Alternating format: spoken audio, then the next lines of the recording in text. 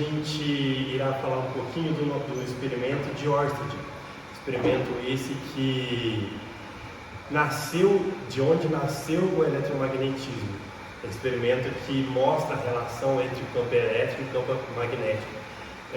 Ørsted conseguiu, através desse experimento, mostrar essa relação que, através do movimento elétrico, surge um campo magnético dentro dele.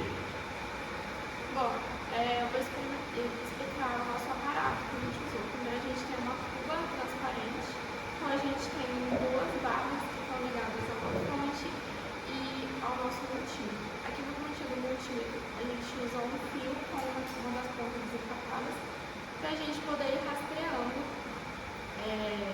as linhas do campo magnético dentro da cuba. E a gente está usando uma fonte com uma tensão de 13 volts. E a gente usou 13 volts porque ela é 3 ordens menor do que a descarga de um. Isso, a gente já pegou e mapeou todas as linhas do potencial elétrico no nosso experimento. A gente conseguiu fazer de duas maneiras, usando duas barras paralelas, como está montado aqui no experimento, e também usando uma barra paralela, que no caso é o nosso eletrodo, e um anel carregado.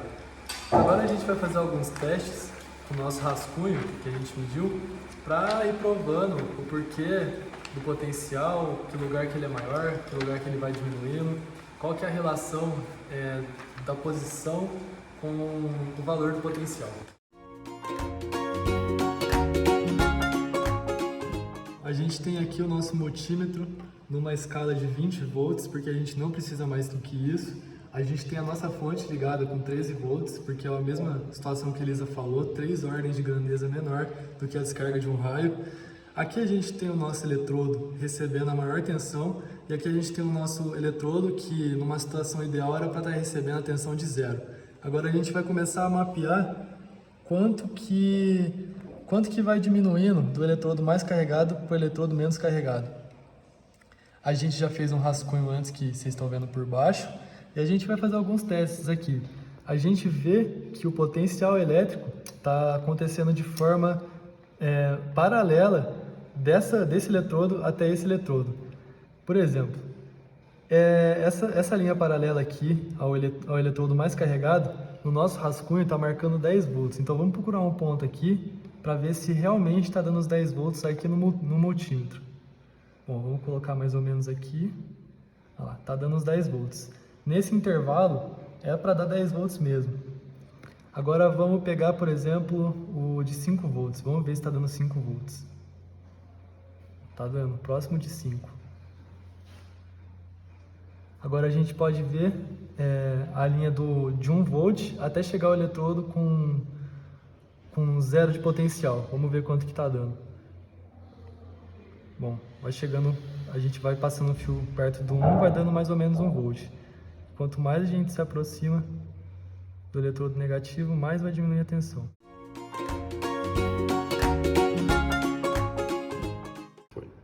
Agora a gente simulou uma outra situação. Antes a gente tinha 2 eletrodos em forma de barra. Agora a gente tem um eletrodo em forma de barra e um eletrodo em forma de anel. A gente já consegue perceber aqui, através do rascunho, que o nosso desenho de linhas de potenciais já mudou. Antes a gente só tinha linhas paralelas. Agora a gente percebe que quanto mais perto da barra, mais prolongada é a linha. E quanto mais a gente vai chegando perto do anel, mais essa linha vai tendo um ângulo maior. Então a gente pode fazer algumas medidas aqui através do nosso rascunho, que o nosso eletrodo mais carregado agora é o anel. E o nosso eletrodo menos carregado agora é a barra. Então a gente pode tirar algumas medidas aqui. Vamos dar uma olhada na linha de 10 volts. Está dando próximo de 10. Vamos dar agora uma olhada na linha de 8 volts, que vai chegando próximo da barra. Então o intuito é diminuir o potencial, vai dar próximo de 8. Agora a gente pode dar uma olhada na linha de 4 volts. E quanto mais a gente vai chegando próximo da barra, mais vai diminuindo nessa escala igual ao rascunho, até chegar na barra, que numa situação ideal era para ser 0. Ainda nesse caso da barra e do anel na cuba eletrolítica, a gente pode citar o conceito de blindagem eletrostática. Bom, a gente tem uma fonte de 13 volts, 3 ordens de grandeza menor do que a descarga de um raio, e dela está saindo fio e chegando no nosso maior eletrodo que está recebendo a maior carga. Então a gente pode fingir que esse eletrodo em anel é um carro e caiu um fio carregado com 13.000 volts nele. A gente pode ver que o potencial do carro está chegando próximo de 12,8. Dentro desse anel, que poderia ser dentro do carro, vamos ver quanto que estaria o potencial. 12,8 também. Em outra parte do anel,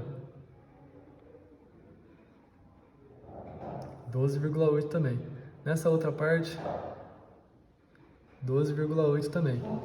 Então, se a pessoa está dentro do carro com 12,8 volts, ela ainda pode encostar no carro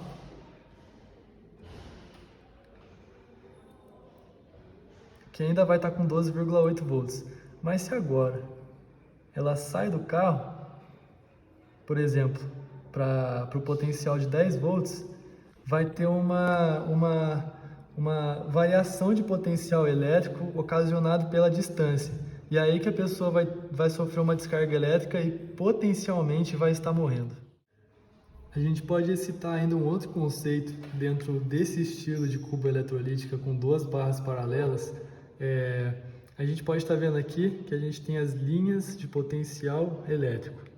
E segundo a teoria, quando você faz uma linha paralela à linha de potencial elétrico, você tem o campo elétrico dessa vez. Então, por exemplo, se a gente quiser saber a linha de campo elétrico do potencial de 5 volts, a gente pode situar algum ponto e colocar uma régua em forma paralela e traçar essa linha. Essa linha, da forma mais paralela possível, vai ser a linha de campo elétrico.